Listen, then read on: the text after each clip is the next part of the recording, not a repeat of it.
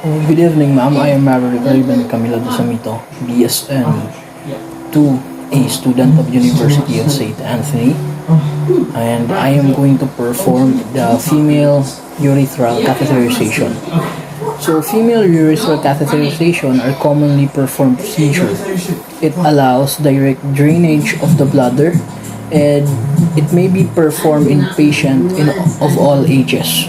So, it's better long-term catheter use in older patients with chronic urinary retention, and routine procedure. This is a routine procedure for junior doctors and nurses, and important to have good knowledge in anatomy in doing the catheterization. So in female urethral catheterization, we have indication and contraindication. So in indication, we have the therapeutic and the diagnostic monitoring. For example, in the therapeutic, like treating acute urinary retention due to blood clots, intermittent urinary bladder decompression for patient with neurologic disorder, and in bedridden patient for hygiene reasons. And for monitoring or diagnostic, monitoring urine output to guide fluid resuscitation in critically ill patient, undertaking imaging of the urinary tract, then needing to collect uncontaminated sample of urine. So that's for the indication.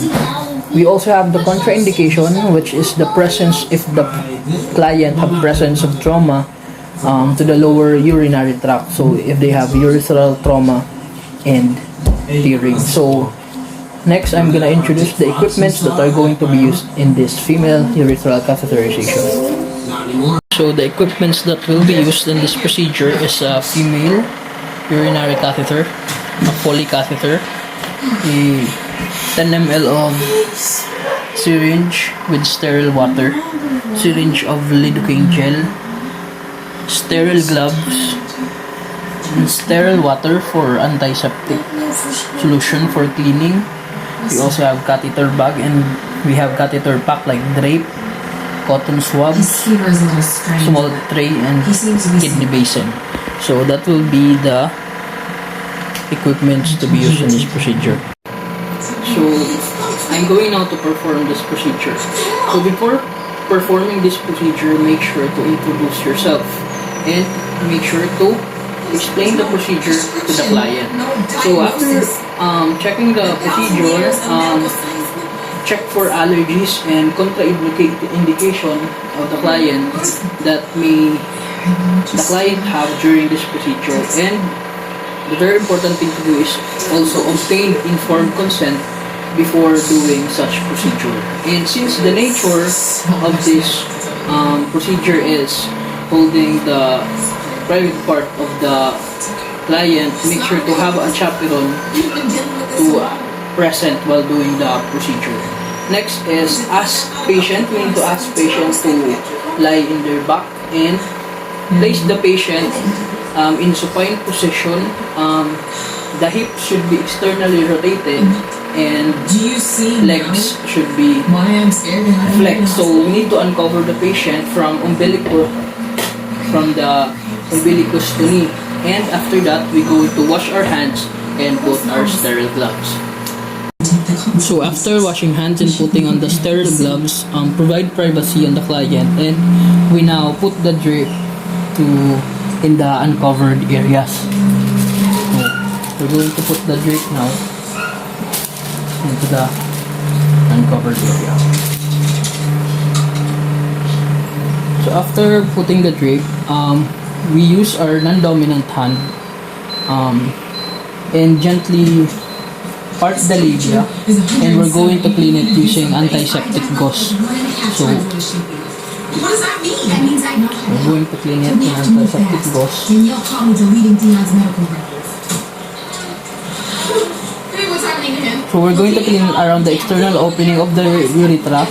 We're going to start centrally, then moving outwards. So after centrally, moving outwards. So we're gonna do this 2 to 3 times. central, then moving outwards. The patient's temperature is Then discard 115. Is it a hemorrhagic Central. fever? going outwards. No, what it is. So after that, we're going to instill the local anesthetic, our lubricating gel, in the urethral opening. Background bunch of testing So- yourself, blood work, physicals, genome tests, MRIs, you name it. What is that? Oh, this is Solora's item. So after we put the lubricating gel, Your event changed. we should wait for at least 1 minute for it to So take effect. Now, after that, we're going to get our kidney basin and we're going to put it under the Ionine's gone in. urethral of the between the patient legs. So now, we're going now to get our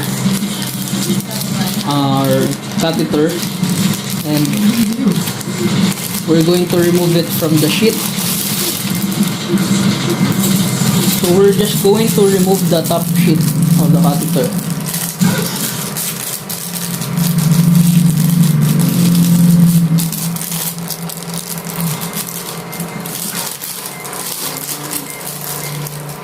So we're going to remove the top sheet.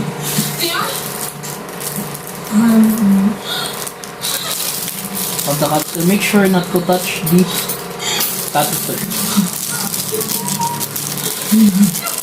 So we need to only touch the sheet around the catheter to help to maintain antisepsis. So now we're going to insert it to our urethra.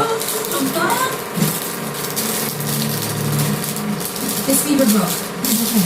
Good. I still don't know. No, this is on me. Whatever the punishment is, I'll take it. That's not how this works. Okay.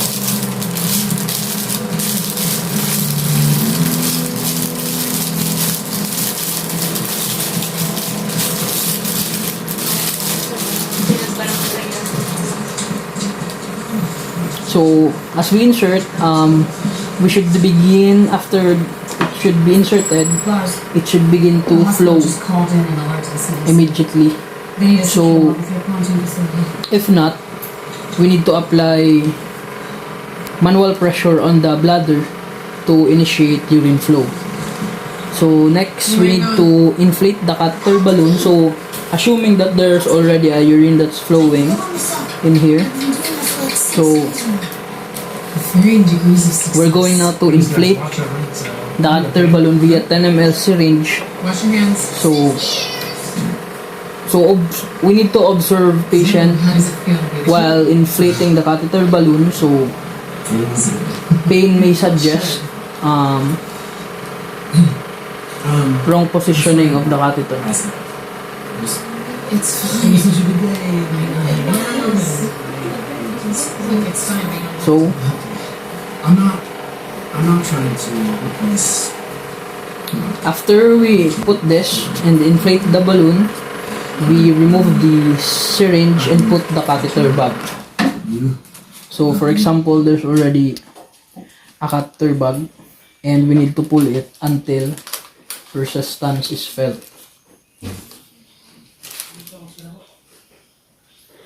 And that means the position of the tip is correct. So that will be for the insertion of female urethral catheterization. So assuming that there's a catheter bag, we just need to put it in the kidney basin. After that, we can remove now the drape.